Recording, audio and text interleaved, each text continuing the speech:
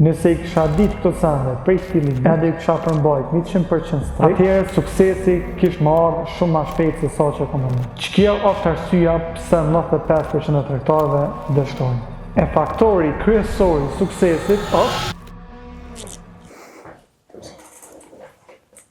Përshëndetje gjithëve.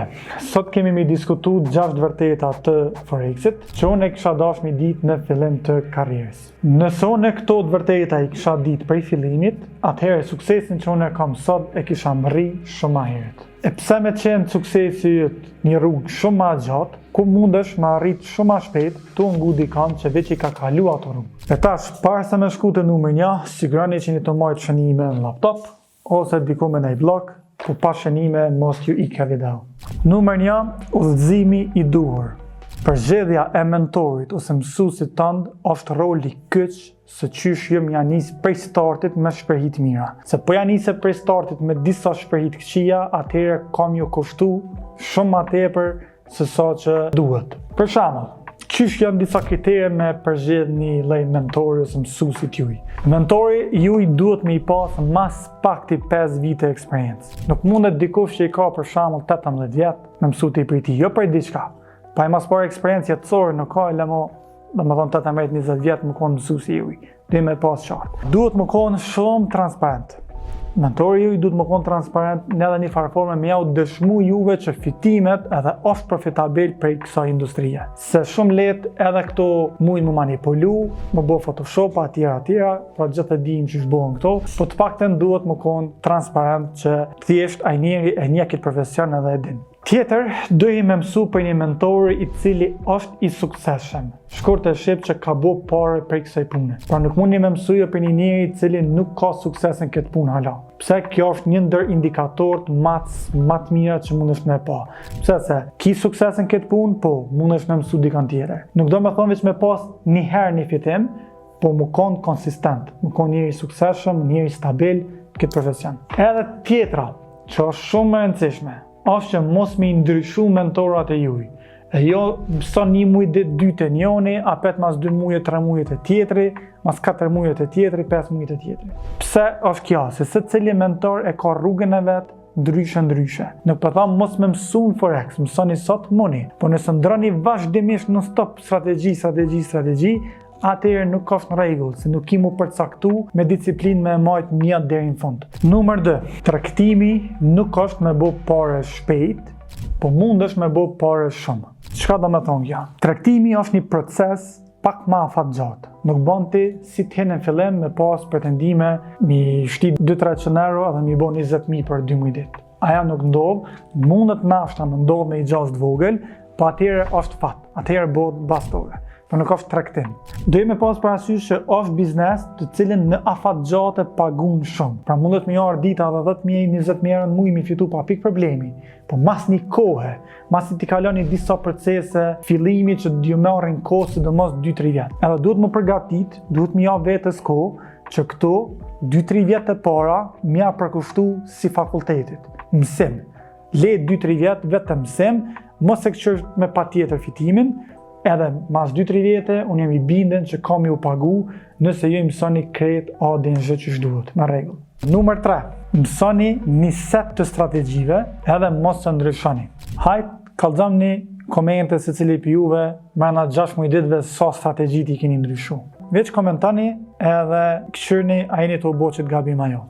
Një prej gabimeve kryesore që krejt fillestar edhe vetë e kumbu, edhe ju e bëni, është që him në atë ciklin e baksuzit që I thamane. Çka cikli baksuzit? Cikli baksuzit është thjesht kur ti e përvan një strategji, I bën 2-3 trejda për shembull profit, fiton, gëzohesh, thuhu strategji ma mira në botë koka. Si t'ja nis mi pas 2 humbje, ja nis me dyshu.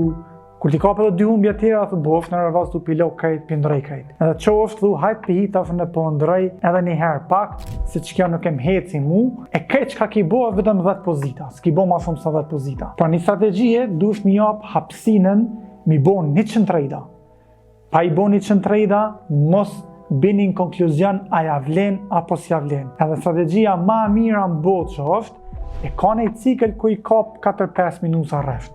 Është shumë normale, edhe nuk bën që kja 4-5 minuta rresht me ju tut juve që ju tash me ka përcy në strategjin tjetër. Kështu që është mirë me masteru. Disa për të në 1, 2, deri në 3 strategji të cilat nuk janë në kundërshtim njëna me tjetrën, po për kontrazi kanë harmonizim, për lidhet. Njëna për shembull e njeh trendin, tjetra e njeh për shembull thirrjen e trendit, i mora veç 2 shembuj thjeshta. Po që kanë harmonizim, jo kundërshtim njëna me tjetrën. Se në treg, kur heni me mësu, për minit që në lloj strategjive janë. Edhe tash secila doket më mirë se tjetra kur jetë të hub. Kur jetë të hub, krejt doken të mira tjerëve. E jo t'ja doket më keqja. Pse? Se kur jetë të hub, me vetë i thu, more çka s'po m'het, çka ku ka më mirë. Kjo është një për ideve që ti duhet një jap hapësinë kohë, edhe strategjisë tone me përformu. Tjerat, domethënë, leni edhe fokusojnë që ato që funksionojnë për ju. Numër 4. Menaxhimi i rrezikut edhe rregulloret strikte. Pra, menaxhimi i rrezikut krejt varet në çfarë llogarie. A jene për profirma, a jene për konto reale, a jene demo apo çfarë. Pra secila prej llogarive e kërkon një menaxhim ndryshe.